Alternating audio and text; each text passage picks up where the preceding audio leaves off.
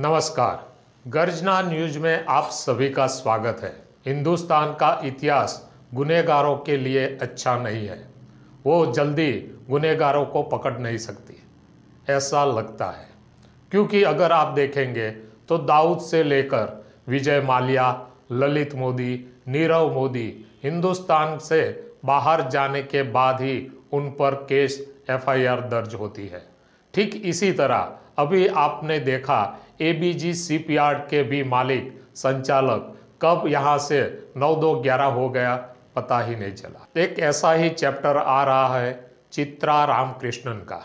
चित्रा रामकृष्णन हिंदुस्तान के सबसे बड़े 2 स्टॉक एक्सचेंज में से एक नेशनल स्टॉक एक्सचेंज एनएससी की सीईओ और एमडी थी। 2013 में उनकी अपॉइंटमेंट हुई थी। उसके बाद एनएससी को टेक्नोलॉजी प्लेटफॉर्म पर लाने के लिए जो कार्यवाही हुई, उस टाइम से चित्रा अपने आप, जो एक टेक्नोक्रेट भी है, उन्होंने भ्रष्टाचार शुरू कर दिया था। 2016 में सबसे पहली उसके बारे में एक शिकायत आई थी, लेकिन हिंदुस्तान की एजेंसियां ज़्यादातर तेजी से काम नहीं करती, ऐसा सब लोग मानते हैं।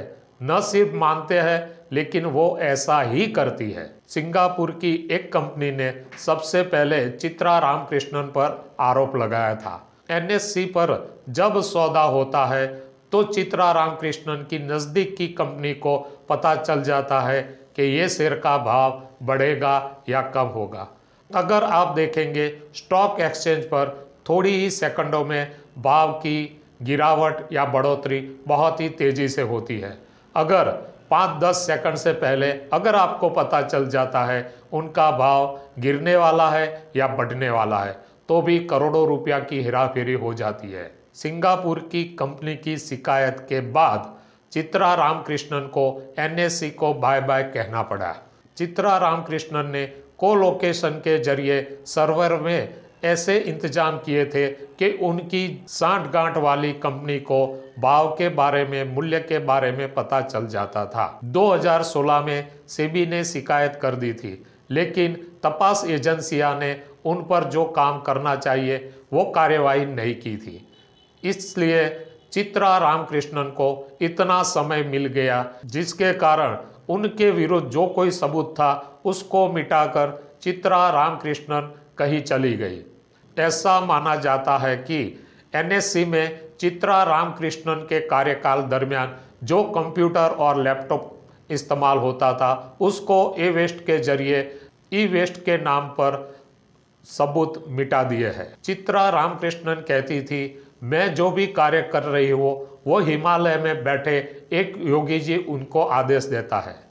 ये योगी जी यूपी वाले योगी जी नहीं है। इसीलिए ये पूरे एपिसोड में मैं जब योगी जी की बात करूं तो समझ लेना ये हिमालय वाले योगी जी है। चित्रा रामकृष्णन का कहना था, जब जब उन्हें कोई तकलीफ होती थी, कोई डिसीजन लेना था और उसको कोई रास्ता नहीं मिलता था, तब हिमालय वाले योगी जी से वो पूछती थी और उसके बारे में वो योगी जी को ईमेल करती थी और योगी जी भी ईमेल के जरिए उसको रास्ता दिखाते थे। वो कहती थी, योगी जी हिमालय में रहता है, लेकिन बच्चा बच्चा जानता है हिमालय में ईमेल पढ़ना मुश्किल है, वहाँ नेटवर्क नहीं आता। इसीलिए योगी जी कहीं भी ईमेल पढ़ने के लिए या भेजने के लिए एक्सेस करते ही होंगे। इसीलिए जो एजेंसी चाहे तो योगी जी तक भी पहुंच सकती है। तपास एजेंसी यानी कि सीबीआई न तो अभी तक योगी जी के पास पहुंच सकी और न चित्रा रामकृष्णन के पास। चित्रा रामकृष्णन अकेली नहीं थी। चित्रा रामकृष्णन ने एनएसई के सीओओ की तौर पर आनंद सुब्रमण्यम की नियुक्ति की थी, जिनको वेतन के तौर पर वार्षिक 5 करोड़ रुपया मिलते थे।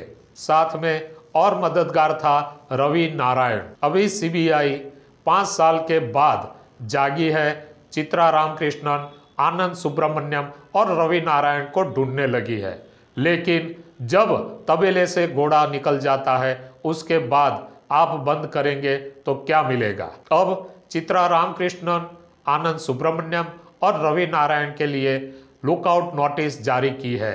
हम मानते हैं लुकआउट नोटिस की अब कोई महत्ता नहीं रहेगी, क्योंकि तीनों चित्रा रामकृष्णन, आनंद सुब्रमण्यम और रवि नारायण देश छोड़कर शायद बाहर निकल गए होंगे। अगर सीबीआई चाहे तो योगी जी जहां पे ईमेल देखने के लिए या भेजने के लिए एक्सेस करते हैं तो वहां जाकर तपास कर सकती है।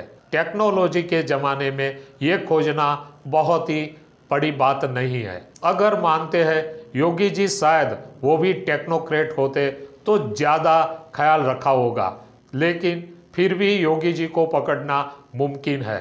कई लोगों का मानना है योगी जी वो चित्रा रामकृष्णन ने सीबीआई को गुमराह करने के लिए एक कोई अलग व्यक्तित्व खड़ा किया है। ऐसा कोई योगी जी नहीं है। ऐसा भी हो सकता है चित्रा रामकृष्णन ईमेल करती होगी और ईमेल का जवाब खुद ही देती होगी, लेकिन सीबीआई अभी तक कोई भी नतीजे पर पहुंची नहीं है। अब तो पता तब ही चलेगा चित्रा रामकृष्णन के साथ और कौन कौन है। माना जाता है चित्रा रामकृष्णन पर तमिलनाडु के कांग्रेसी नेता का बहुत बड़ा सहयोग है। चित्रा रामकृष्णन की एनएससी के सीईओ और एमडी के तौर पर नियुक्ति 2013 में यही कांग्रेसी नेता के कहने के कारण हुई थी। कांग्रेस की सरकार में ये तमिलनाडु के नेता ने बहुत ही बड़ा नाणा विभाग में रोल अख्तियार किया था। ये तमिलनाडु के कांग्रेसी नेता जेल भी जा चुके हैं, लेकिन चित्रा रामकृष्णन शायद उनसे भी ज़्यादा होशियार और चालाक निकली। वो अभी तक गिरफ्त में नहीं आई है। अब तो समय ही बताएगा चित्रा रामकृष्णन, आनंद सुब्रमण्यम और रवि नारायण भारत वापस आते हैं या नहीं। नहीं तो दाऊद, विजय माल्या, ललित मोदी, नीरव मोदी की तरह वो विदेश जाकर जलसा करेंगे। धन्यवाद।